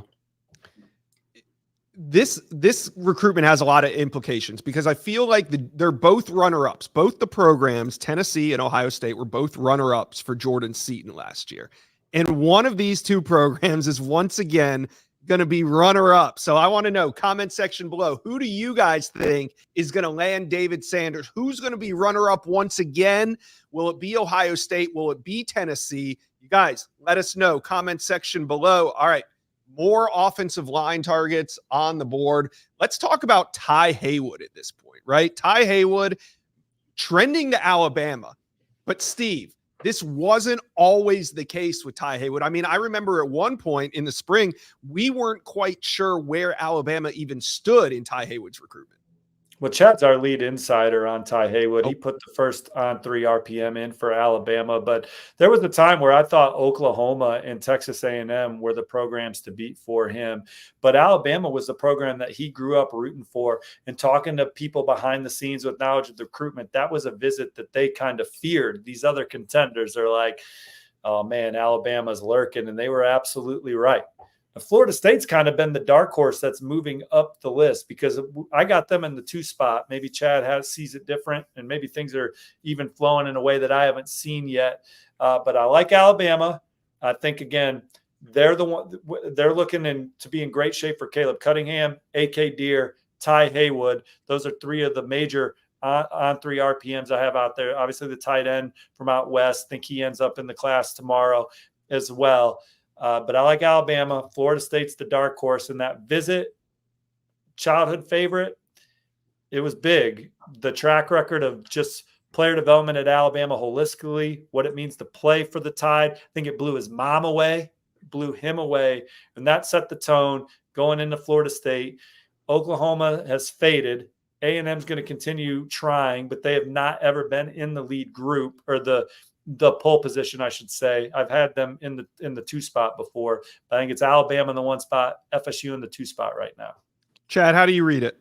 Yeah, no, I agree with Steve. I think we're on the same page. I think FSU's number 2. They got the last OV. I think the big thing for me was obviously Alabama did a great job on the OV, and then, with his mom not feeling well under the weather, they could not make the Oklahoma official visit that second weekend, I believe it was in June, had to be canceled. Thought about trying to squeeze it like a midweek in there before Florida State, maybe even canceling Florida State and going to Oklahoma instead, but they did not. I think what's happening right now behind the scenes, based on what I'm hearing, is Oklahoma is trying to get him back on campus in the end of the month in July, so they can kind of pull back up there with with Alabama, maybe even with Florida State, because like Steve said, for a long time, OU was in the pole position in this race for Ty Haywood, and he does love Coach Bill Bedenbaugh, the offensive line coach, and kind of fits what they do offensive line-wise, the big body there. And but I do think right now Alabama's in a great position with Haywood. You can't count out FSU. They had the last official visit. Alex Atkins does a great job building that relationship. Kids trust him. They like him, can talk to him about football, about life off the field. But Coach Cap, Chris Kapolovic at Alabama, the O-line has done a great job, not just with Ty, but with the mom. We talked about DeCorion's mom, close relationship there. Same can be said for Ty Haywood. They were together at the On 3 Elite Series in Nashville. A very close bond between those two. She's highly involved. She likes the Alabama staff as well. So I think right now Alabama team to beat. Still kind of waiting to see like when does he decide? Is it sooner? Does Oklahoma have a few weeks to play with? Can they get him back into Norman the last week of July when things open back up? If he makes a decision before that open week, Alabama has a great shot to close here. If he waits longer, well, we'll see what happens. Yeah. If he does make that visit to Oklahoma, I know I've asked him once, who's the best offensive line coach in college football? He said Bill Bedenbaugh. So maybe if he gets back around him, it jumpstarts that interest back in the Sooners. But they faded for some reason. And Mom loves the Tide. Ty loves the Tide. That's who everybody's chasing right now. All right. We're just going to have to keep an eye on when he sets a decision date, because if this thing goes longer, we could see Oklahoma get back into it. Now, one recruitment that I think is coming to an end is offensive tackle Michael Fasusi will stay in the state of Texas. He's another one from the Longhorn State. Steve, what do you think about Michael Fasusi's recruitment at this stage? I don't know who's going to end up landing him. I just think it's going to be Texas, Texas A&M, or Oklahoma. Maybe I would give the edge to Oklahoma and Texas. But he has taken like 4 visits since Mike Elko and company have been hired. So maybe Chad's got a better beat on it than me. I know coming out of the Oklahoma official visit, there was some confidence around Norman. There's always confidence around Austin for coveted in-state targets. So certainly a lot of people think he could end up there. Texas A&M was trailing, but the new staff, coaches like Coach Adam Cushing, Mike Elko, those guys have done a good job there. Those are the 3 I'm keeping the closest eye on. A lot of intrigue there on where he'll end up. I think this is just one of the most coveted players in the country, regardless of position. So this is a guy that there is a lot of push to land Michael Fasusi here at the end of his process. All right. Now, before we recap what's going to happen today, I want to take a look at a couple more notable 5-stars that are going to be coming off the board. And we've covered quarterbacks, we've covered offensive linemen, but we haven't talked DBs. DJ Pickett, Steve, I know you put out an article on on3.com. You guys should go check that out. But you got some new intel on 5-star corner DJ Pickett. Yeah, I talked to his dad today. He took his official visits to LSU, Georgia, Miami, and Oregon, not in that order. I think it was LSU, Miami, Georgia, Oregon. And in that best guess article that Chad and I recently did, I had my best guess on LSU, and that's 2 best guesses articles in a row where I've had LSU. But DJ wants to sit down and talk with his family. He's got an October decision date. But if that decision date were to get moved up, I would best guess Oregon maybe right now. Now, certainly games are going to be played this fall. He's going to be at that Florida-Miami game. I think if he's committed, he'll still be at that Florida-Miami game. And those are 2 programs that could rise depending on the type of seasons that they have, particularly Miami, Miami fans. They want to see if it's a new Miami or if it's the same old Miami that they've gotten accustomed to the last couple of decades. But Oregon, he's been out there 4 times now. Fantastic experience. Oregon's got everything that this young man's looking for. Now, it's a haul to get out there. But when they get out there, they forget about the travel. All of a sudden, it didn't matter how long it took to get out there. So that's the obvious one thing going against Oregon right now. But I think Dan Lanning and the Ducks have the momentum for him and Trey McNutt right now as they push for the number 1 class in the country. They're number 5 right now. They finished number 3 a year ago. And I like the way it's starting to line up for DJ Pickett right now. And these other schools, they need to get in gear because Oregon is the one with the momentum right now.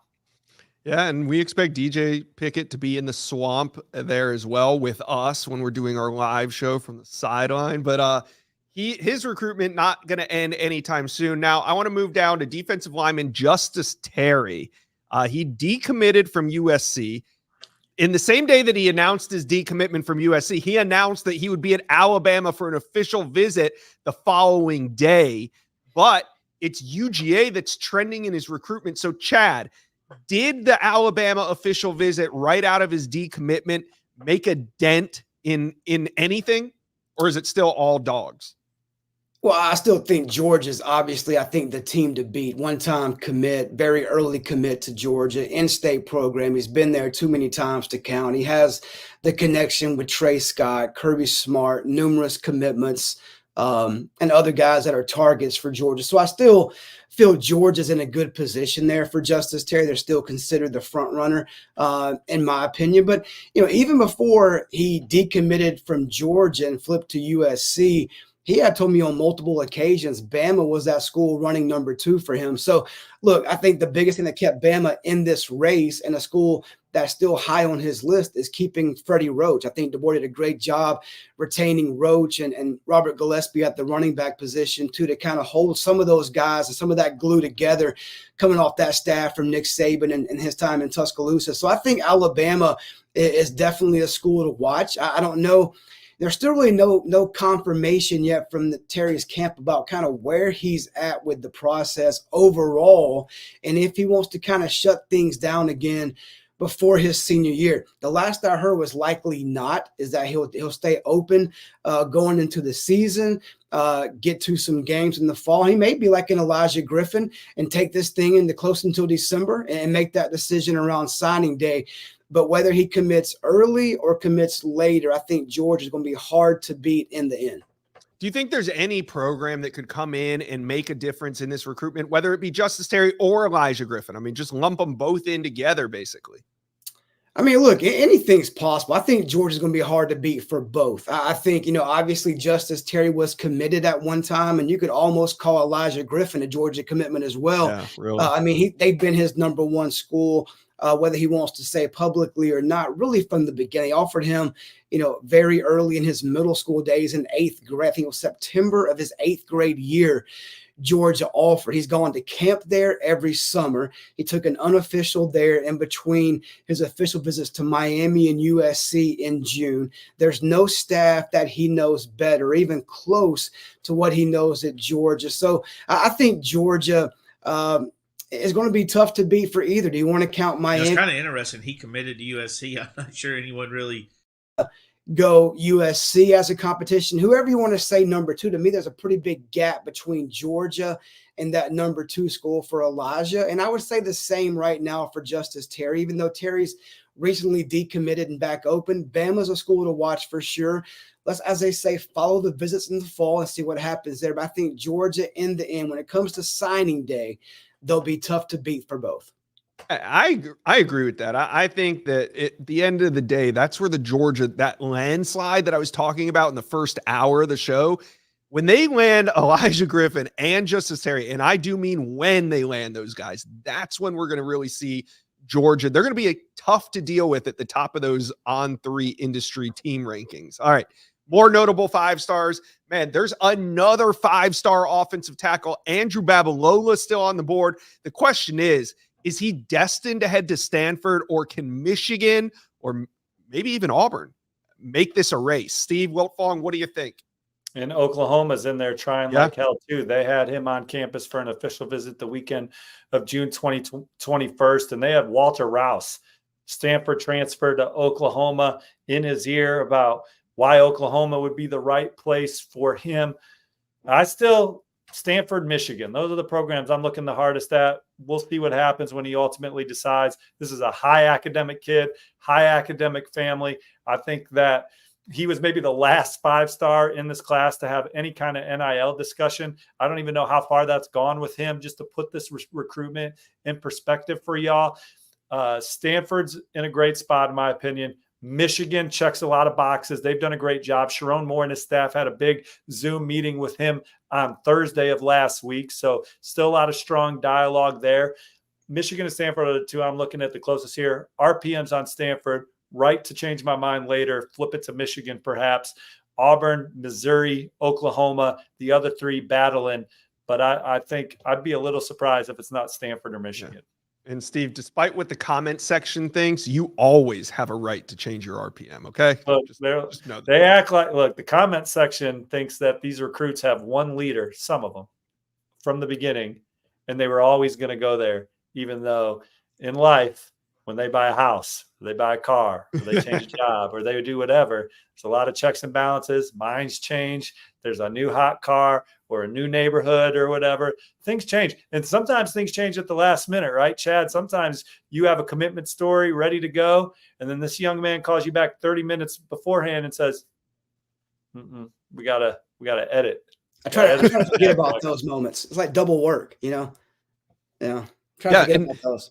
I'll never, the way a young man's mind can change literally happens in minutes. I'll never forget sitting at the On3 Elite Series with Steve Wiltfong, and he's about 6 feet away from me interviewing number one athlete, Michael Terry III. And Steve asks him a simple question. He goes, you're an athlete. You could play anywhere. You got this great body type. What position do you want to play? He looked at Steve and said, running back. Fair enough. So he answers a couple more questions and he comes and sits down with me 5 minutes later. And I said, what position would you like to play on the next level? It was up to you. He looks at me without hesitation and says, wide receiver. So in a matter of five, what's that? And you asked him that not to double check his work. You were just doing a live video and you wanted the listeners there to have context, to have that context. But look, it was kind of like when we were talking about David Sanders. If you keep going on these campuses, if you keep talking on the phone to Steve Sarkisian, or you keep talking on the phone to Mario Cristobal or Dan Lanning or Sharon Moore, Ryan Day, Marcus Freeman, these guys did not get these jobs by accident. So you can, if you're allowing the door to be cracked, to be persuaded, these guys have a lot to sell. These decisions are hard. They are challenging. There's a lot to digest. There are 5 places that they could go where they could be uber successful. So how do I get it from 5 to 1? And so the more conversations they have, the cloudier it gets. So sometimes you just, if you've taken a bunch of visits, sometimes you just got to shut it down and make a decision.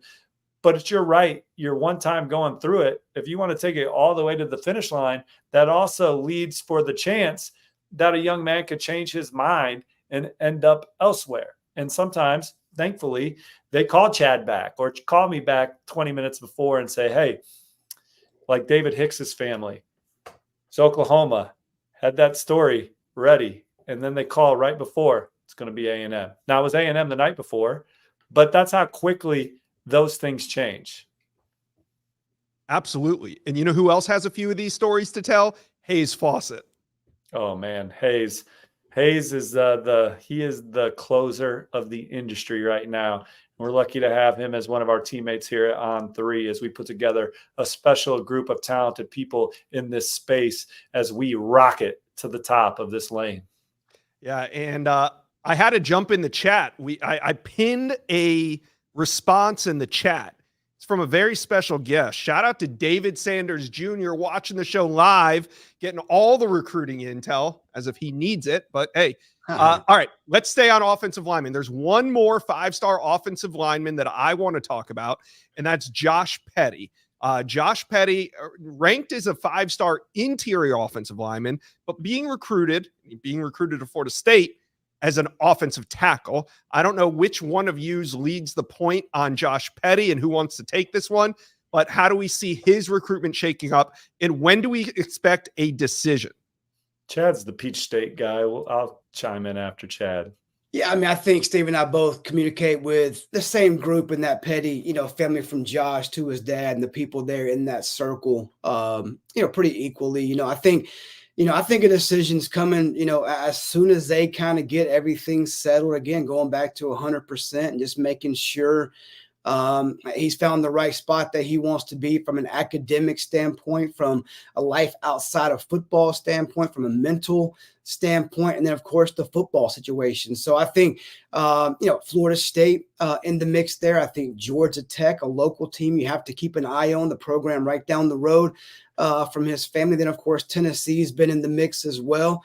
I think those are 3 schools that they're still having some conversations about based on what I've been told. And all 3 schools check different boxes that he's looking for in his decision. I think they're trying to figure out which one checks the most boxes and the most important boxes to try to finalize that decision. So I think Florida State, Georgia Tech, and Tennessee, based on what I'm hearing with the decision coming soon, are the 3 to watch. Steve, you want to weigh in on Josh Petty? I would just say Ohio State, they're trying to get in there as well. They'd love to close with David Sanders, Josh Petty at the point of attack. They're in there with the McFadden kid from Riverdale Baptist. But if they could add David Sanders Jr., Josh Petty to what's already in the fold, they'd be ecstatic there. And he's taken 2 visits to Columbus this year. But I'm with Chad. RPM's on Florida State. Georgia Tech's a threat. Chad alerted me to that one. And then Tennessee, childhood. There's some family connections to the Vols as well. But Florida State, his sister going to school there. Alex Atkins, they're in strong position. All right. We hit on all the uncommitted 5-star offensive linemen. This is decision day. I mean, in a way, it's decision day because July 1st, we're seeing some guys flying off the board. 5-star tight end Lincoln Cure. He's going to commit. Kansas State is trending with him. Edge Smith or Rogbo. If you were here in the first hour, Steve dropped some major intel and flipped his entire recruiting momentum. Smith or Rogbo heading into today's show was trending to Texas Tech. Smith or Rogbo currently trending to the Texas Longhorns. And then you got wide receiver Cortez Mills. Stay tuned because he's going to make his decision right here on the On3 Recruits channel in about 2.5 hours. That'll go down at 4:30 Eastern. So make sure you are subscribed. Now's a good time to jump on board, hit subscribe. Zadrius Rainey Sale out in Washington State, choosing between UCLA, Washington, and FSU. We got some more decisions going down today. Gavin Nix, he's going to come off the board. He's an IMG linebacker. Will it be Miami? Hardy Watts, he committed on the show. Well, not on the show, but he committed while we were on the show to Wisconsin. And then you got Charles Bass also going to come off the board. And then that's not it for this week. There's more. Tomorrow, Tavian Wallace, Marco Jones, Javian Campbell, and then on Wednesday, Justin Hill. And then that takes us into the 4th of July. Hilton Stubbs, the former USC commitment, is going to make his decision. Will it be Miami? Will it be Florida? He's from Jacksonville. We'll see. Peyton Joseph, I think he's heading to Florida State, another pickup for the Noles. And then you got Javen Boggs making his decision on the 4th, and that takes us into Friday. And Friday, it stays hot as well. Jadon Blair, will it be Notre Dame? Will it, where's he going to end up? Damian Shanklin as well. That recruitment is completely up in the air. We talked at length about that during the first hour. So that's how it lays out. Oh, and then he didn't make the graphic, but Riley Pettijohn, he announced while we were on set here that he's going to make his decision on Saturday. So go back to the first hour of the show, catch it all there. Also, we talk about this stuff all week, nonstop, whether it's the inside scoop, the Wiltfong whip around, the 5-star flex. The On3 Recruits channel is where it's at. There's not a better recruiting channel on YouTube. So be sure to check that out. You boys, you guys are working this summer, huh? Okay. It's heating up. Yeah, we're working. I can speak for Steve and we're working this summer. All right, let's flash that top 10. Let's look at how things stand as all these guys are about to come off the board and probably shake this all up. So no need to really remember it, except for the Buckeyes. They lead. Well, we are at the midpoint too of the cycle, signing days in about 6 months. So now's a good time to kind of see where things stand. We got teams trending. We got teams slipping. We got teams surging. We got teams finding their feet on the recruiting trail like a Texas A&M, Florida State, or Oklahoma. But then we got teams that are red hot like Ohio State, Alabama, LSU, Georgia, and Oregon. Let's look at 11 through 20 before we get out of here. Auburn, Tennessee, Penn State, Michigan, who we talked at length about. I know fans were asking for some Michigan talk. We did spend about 10 minutes on the Wolverines earlier. USC, Texas, and Miami. I think those are two teams, Texas and Miami. Those are two teams that I'm looking at outside the top 10 that I fully expect to finish inside the top 10 when it's all said and done. TCU rounds out the top 20. What a show, fellas. Thank you for joining me on this kind of impromptu live show. I thought it was very necessary, though, with all the commitments coming down. Steve, Chad, I appreciate you guys. Thank you very much for joining. All you guys in the live chat, keeping it real. Whether you're arguing with each other or agreeing or disagreeing with what we're saying, we appreciate you sticking around for the entire show. If you watched us this far, make sure you guys are subscribed to the On3 Recruits channel. We will be back with our regular scheduled program and lots of commitments coming in the next 5 to 7 days as well. Thank you guys for all watching the live show on the Inside Scoop.